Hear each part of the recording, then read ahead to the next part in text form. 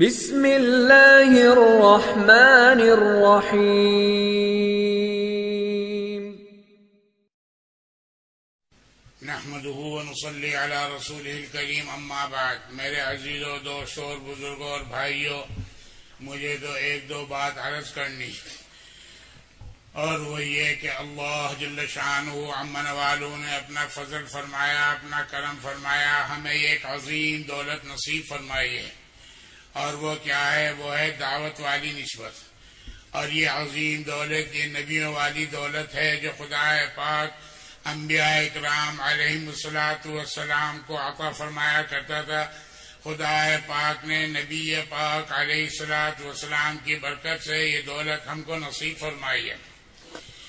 بے شک ہم قصوروار ہیں، ہم خطا کار ہیں، ہم گنہگار ہیں، اس کام کا حق ہم سے ادا نہیں ہوتا۔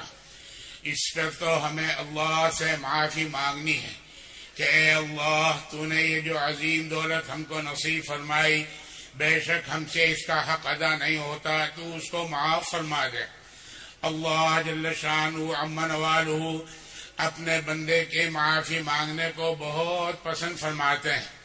اگر آدمی اپنی ذی کوشش کرتا رہے، لگا رہے، اور اپنی تقصیرات پر اللہ سے معافی مانگتا رہے، تو خدا پاک قصوروں کو معاف فرما دیتے ہیں، اور جو محنت اور جو کوشش آدمی نے کی ہے اس کو سراہتے ہیں اور اس پر نواز دیتے ہیں۔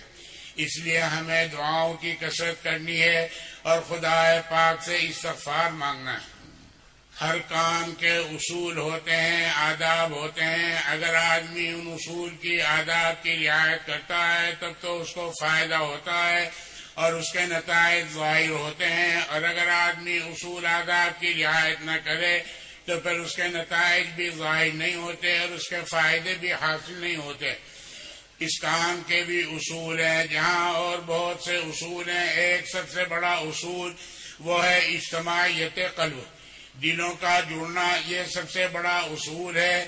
اگر دلوں کے اندر جوڑ ہے تو کام کے اندر ترقی ہے، اور اگر دلوں کے اندر جو ہے پھٹن ہے، دلوں کے اندر بغض ہے، یہ دل ایک دوسرے سے نفرت کرتے ہیں، تو چاہے ظاہر کے اندر کام خوب ہوتا نظر آ رہا ہو لیکن اس کے اندر ترقی نہیں ہے، اور خدا پاک کے یہاں اس کی کوئی قیمت نہیں ہے اور اس کی کوئی حقیقت نہیں ہے۔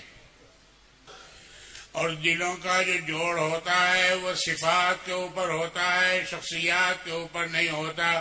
اور صفات میں سب سے اونچی صفت جو ہے وہ تواضع ہے، وہ عاجزی ہے، وہ انکساری ہے۔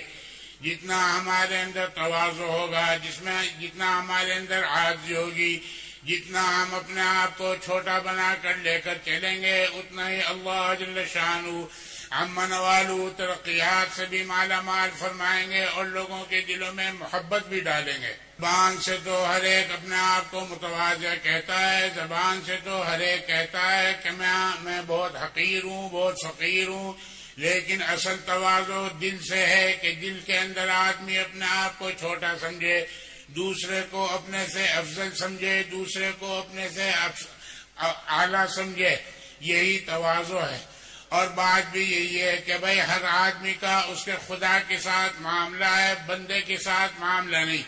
نہ معلوم کس بندے کے خدا کے یہاں کیا مقام ہے، یہ کسی کو کچھ پتہ نہیں۔ بہت سے اللہ کے بندے ایسے ہوتے ہیں جن کو ہم حقیر سمجھتے ہیں، جن کو ہم کمتر سمجھتے ہیں، لیکن اللہ کے یہاں ان کا مقام اتنا اونچا ہوتا ہے کہ اگر وہ خدا پاک کے اوپر قسم کھا بیٹھیں تو اللہ ان کی قسم کو پورا کر دے۔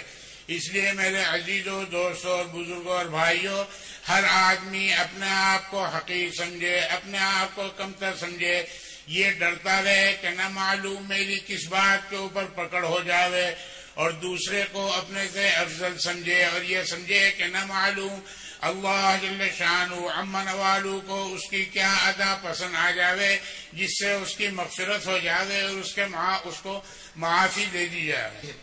معاملہ اللہ کے ساتھ ہے، بندوں کے ساتھ معاملہ نہیں ہے۔ ہر آدمی کو خدا کے سامنے کھڑا ہونا ہے، ہر آدمی کو اپنی پوری زندگی کا حساب دینا ہے، اور ہر آدمی کو اپنے کیے کا جواب دینا ہے۔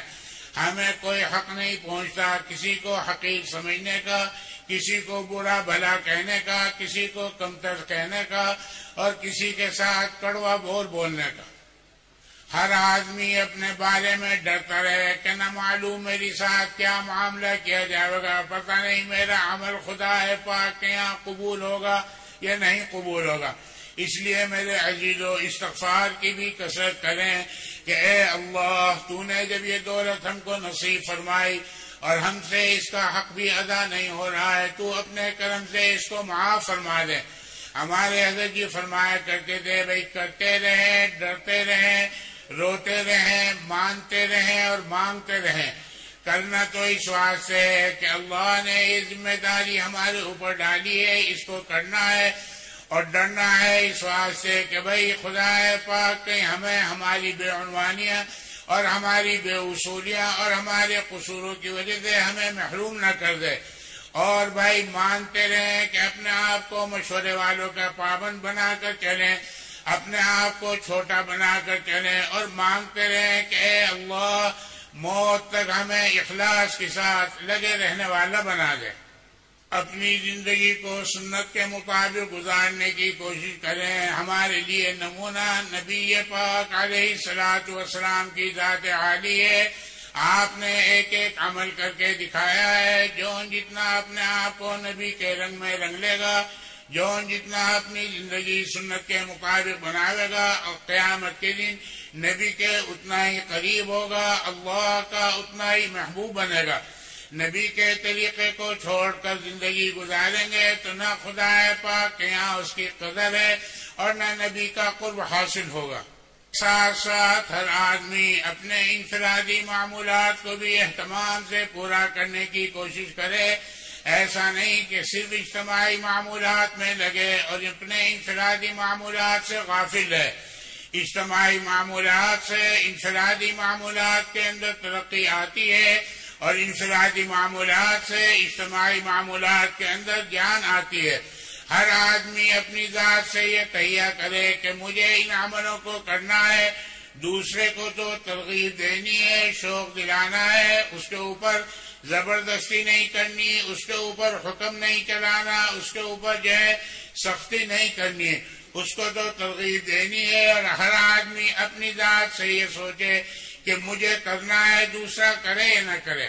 اپنی ذات کے ساتھ تسبیحات کو پڑھیں، اپنے اللہ کے ساتھ تعلق کو پیدا کرنے کے لیے عبادات کے اندر اہتمام سے نماز سے لگیں، اپنے اللہ کے ساتھ تقرب حاصل کرنے کے لیے یہ صفات ہمارے اندر ہوں گی تو پھر انشاءاللہ خدا پاک کی مدد شامل حال رہے گی، اور یہ سارے اعمال کرنے ہیں اللہ کو راضی کرنے کے واسطے، جس کو اخلاص کہا جاتا ہے۔